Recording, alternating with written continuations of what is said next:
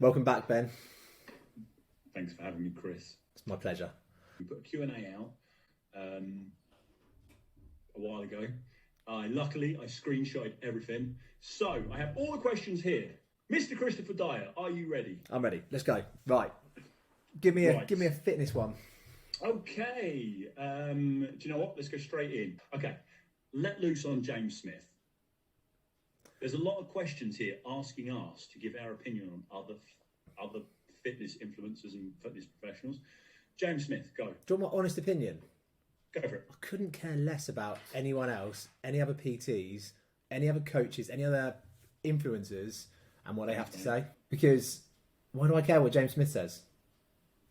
100%. I actually, out of all of the fitness influencers out there, and I don't, looking at James' stuff, it's solid.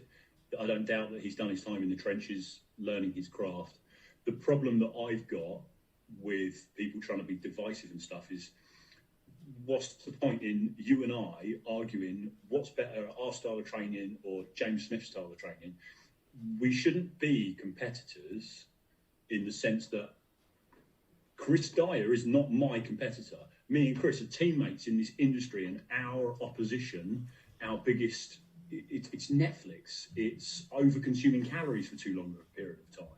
It's too many people are trying to be tribal and divisive. There's more people not doing enough or not doing what they need to be doing than we don't need to be shitting on other professionals. If professionals are getting people moving and getting them eating better and moving right.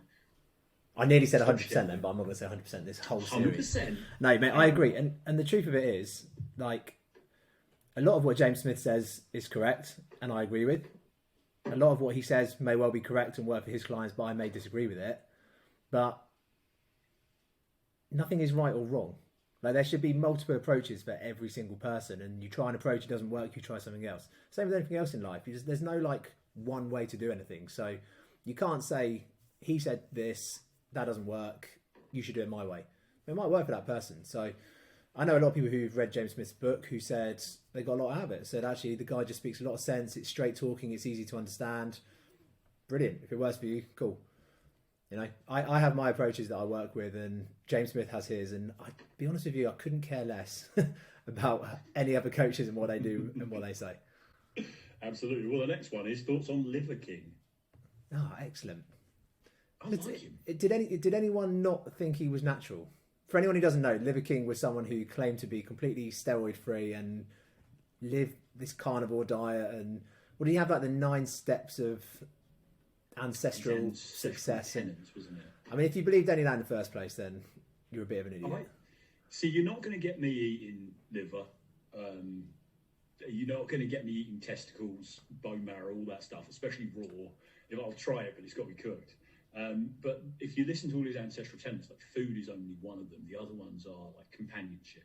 You know, hug your loved ones, spend time with them, get off social media, walk in nature, get barefoot in the grass. I think if people start listening to stuff like that, they're gonna feel better. Yeah, this is again what we're saying about James Smith, is it not? Some of what he said is really good and very useful and things that would probably benefit a lot of people, and then there's other things that perhaps maybe not, and you probably shouldn't trick people into doing things by claiming things that aren't true. Yeah, it's a bit transparency. Yeah, you need to be transparent with it. Anyone who's educated on the topic looked at that physique and said that is not a natural physique. But if we're going to sit here and say I told you so, we're going to be dicks. So yeah, it was a little bit deceptive. Don't believe everything you see, but your first impressions are usually pretty correct. Anyway, let's keep it moving. How many takeaways a week is too much? From Dave Rook, this one. We'll give him a shout. Stop having 7 a week and see how you feel. Rookie, put the white monster down, mate. There's no right or wrong answer to that, is there? Health wise, you probably shouldn't be eating a ton of the stuff that's in takeaway food from a health point of view. But at the same time, everyone enjoys a takeaway. You've got to have balance to it. Yeah, to me, it comes down to the goal. If you're someone like Chris's size and you're looking to put weight on, you know, you could probably benefit from 2, 3, you know, the additional calories. If you're looking to make a body composition change, if you If you are looking for weight loss, fat loss, body recomposition, sorry, then you are probably going to achieve your goals slower. If you are consuming more than one, maybe two a week, you could, but these are things, you've got to enjoy these things. You've got to have, if you like a takeaway, you've got to have a takeaway. Yep, agreed. Yeah. Granola, is it a superfood? It's fucking toasted oats. And we need to get rid of that shit. Sorry, superfood. We said we're not going to swear, and there's me swearing like a trooper. Granola, is it a superfood? It's just toasted oats. It's not like it's not necessarily a superfood. I think it's right and wrong. We start labelling foods as superfoods, good foods, bad foods. I feel that's wrong. It's just foods. Yeah, just eat a balanced diet. I think includes everything. But the only one thing I would say is granola is calorific, so just be careful how much of it you're having if you're trying to lose weight. Very calorific. I'm trying to remember, I think it's a 45 gram serving, the one I have. And see, I have it. It's like, I'm not going to tell you not to have it. I do have it. A 45 gram serving is 247 calories. You pair that with some additional fruits, some yogurt, stuff like that. You've easily got a 500-600 calorie meal. That's fine for someone, 200 plus pounds like Chris and I. If you're a 145 pound female, 600 calories is a large chunk of your change for the day. Yep. Understanding portion control, right? Yeah, absolutely. How do you guys maintain motivation? How do you guys maintain motivation? I love training. I do not need to be motivated to go to the gym at all. So it's really, really easy for me to get to the gym. My motivation comes outside of the gym. Like, how do I stay motivated to eating what I want to eat, getting my steps in, being able to work alongside it. My motivation to train, I mean, it just is. It's not something I have to think about. I'm very lucky. Yeah. I enjoy it. Find this form of training you enjoy, and if you're someone who doesn't enjoy anything, just find a variety of different ways to train to keep it interesting. That's what I would maybe suggest. Yeah, I'm very different. I get very downtrodden. Motivation for me is not always there. Motivation for me comes and goes. I have to be disciplined enough, and I've got myself into sort of like a routine, and I've got mates I train with at different times and at different gyms to say, right, I'm going to be disciplined enough to go and do this whether I want to or not. At the moment, it's freezing cold outside. At 6 o'clock at night, I don't want to go to the gym. But I know I will feel good for it. I'll sleep better, I'll move better, and I'll be able to put my own socks on when I get old. I think for me, it's discipline is more important than motivation. Your motivation will waver. Your motivation will not always be in place. However, if you can have the discipline to get in and do what needs to be done, eat the meal you had planned rather than get the takeaway, as long as the discipline is there, I feel like you're going to be much better off. Got some post. Sound good. I like that. Discipline over motivation. I've never had to think about it. I'm very lucky. I actually need the discipline to rest. So, yes, you definitely do. I have learned in these last 2 years, since we've been podcasting, my training has changed a lot, but I still find it hard to rest. We've had some sensible questions there. Should we ask some dumb ones? Is it okay to wear double denim? Yeah, why not? Don't ask me about fashion. I'm not sure I can see you in double denim. Just for that, I'll do it. Yeah, do it. Yeah. Do it. I do regularly. It's fine. Right, okay. Biggest mistake in life. How would you have done it differently? It's really tough because I'm going to relate it fitness-wise. Like my sounds really bad. My biggest success was being successful where I was, and therefore probably staying there too long. So I always regret that I never took the step to open up my own place or, have my own gym. But then the flip side of that was I was successful in the gym where I was working, and so didn't need to move. Does that make sense? Yeah, so my biggest go-to there. Huh? You were like the go-to there as far as people knew you so well. You were so well established. Yeah. And I was, I genuinely got to the point where I couldn't take people on, hence why I went into the online coaching, because it was the only way of training more people.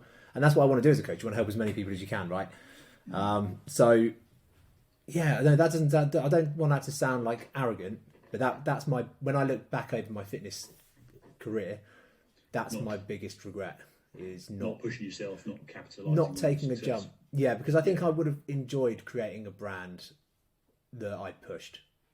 Yeah, that makes sense. That makes sense. You? What's your biggest? Where do we start? Biggest mistakes. I had some brushes with the law when I was very young. Nothing terrible. Can you go to America? I can. Okay, that's right then. Not too bad. I have a visa for America. I've been there plenty of times. We're good. Biggest mistakes. Similar.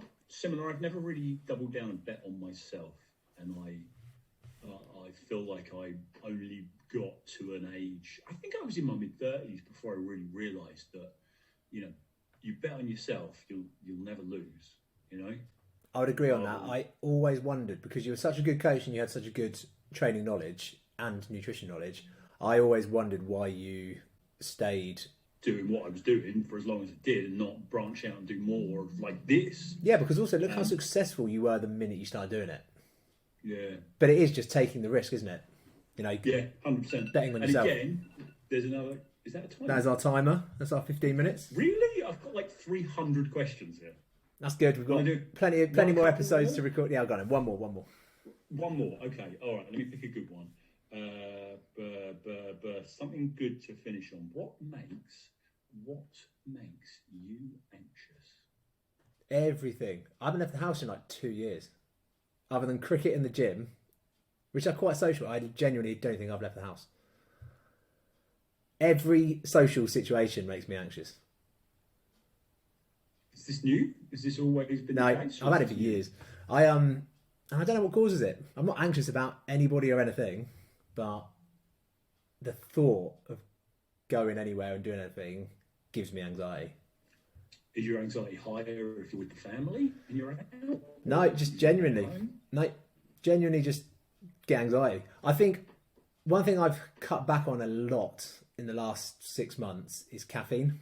So I actually think, when you think about how much pre-workout I used to take, when you think about how much all-time coffee I would drink just to get me through the day, it's probably just caffeine related. But if I have to go anywhere where there's a group, it will take me a good 20 minutes to feel myself get into the conversation. Do you know what I mean? Like it doesn't come naturally to me. I reckon that's probably why I used to drink and do other things I used to do, was because of anxiety for whatever reason when I was younger. Interesting. And you? Mine's not as deep as yours. Mine's dumb stuff. If I'm going somewhere new and I'm driving, parking makes me anxious. Does it? It's like, will I find a parking space when I get there? How do I, what happens if my Ringo doesn't work? What happens if I don't have enough change? Or it's what if I need the toilet? What if I need the toilet?